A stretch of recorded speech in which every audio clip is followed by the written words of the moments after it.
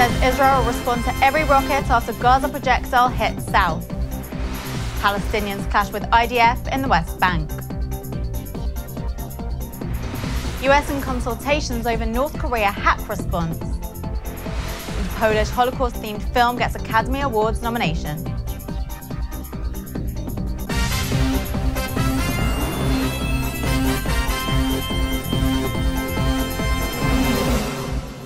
Shalom and welcome to the Jerusalem Post News.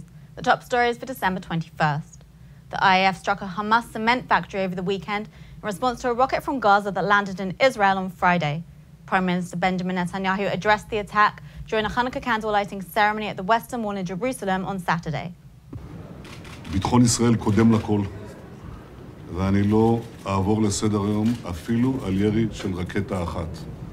ולכן חיל האוויר הגיב בתגובה על הירי, בהשמדת מפעל בטון ששימש לשיקום מנהרות שנפגעו במבצע צוק איתן. החמאס יישא באחריות לכל הסלמה שתהיה. The rocket exploded in an agricultural field, failing to cause injuries but damaging the field. It was the third time Palestinians had fired a rocket into Israel since the truce between Israel and Hamas went into effect in August, ending a 50-day conflict.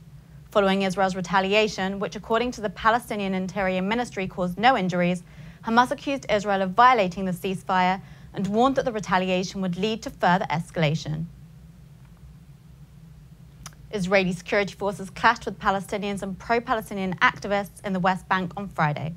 In the village of Tramusia near Nablus, where a Palestinian minister died following clashes with the IDF a week earlier, several hundred Palestinians held a commemoration march. The IDF said that 500 protesters hurled rockets at their forces and that 2 Palestinians were likely injured from riot dispersal means. In separate clashes near the West Bank city of Kalandia, the IDF said some 50 Palestinian youths hurled rocks towards security forces. The army used riot dispersal means and said 2 Palestinians were likely injured.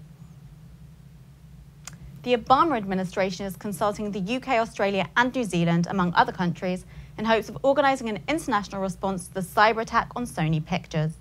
US President Barack Obama has blamed North Korea for the devastating cyber attack on Sony, which led to the Hollywood studio cancelling the imminent release of The Interview, a comedy on the fictional assassination of North Korean leader Kim Jong-un. North Korea has said US accusations that it was involved in the cyber attack were groundless slander and has called for a probe into the incident, but the US is standing by its assertion. We cannot have a society in which some dictator someplace can start imposing censorship here in the United States.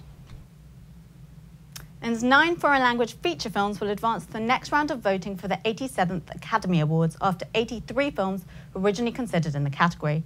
Among these is Poland's Ida, a drama about a young novitiate nun in 1960s Poland who, on the verge of taking her vows, discovers a family secret from the years of the Nazi occupation. The young woman discovers her real name is Ida and that her Jewish parents were murdered under the Nazis.